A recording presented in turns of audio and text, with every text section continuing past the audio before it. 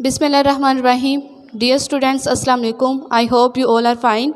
This video lecture is for 5th class, subject Urdu. The lesson name is حجراسود کی کہانی. Today we will do question answer. سوال جواب. سوال number 1. سوال number 1. خانہ کعبہ کب تعمیر ہوا؟ جواب: آج سے تقریباً 4000 سال پہلے.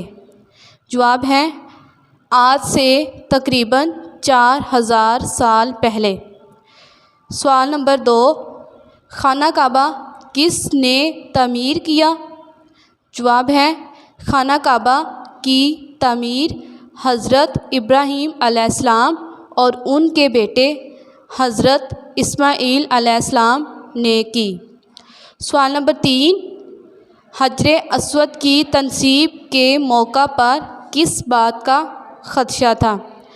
اگین لسن. سوال نمبر 3. حجر اسود کی تنصیب کے موقع پر کس بات کا خدشہ تھا؟ جواب ہے قبائل کے درمیان جنگ کا خدشہ تھا. I hope you have understood. You should do practice. Thank you very much.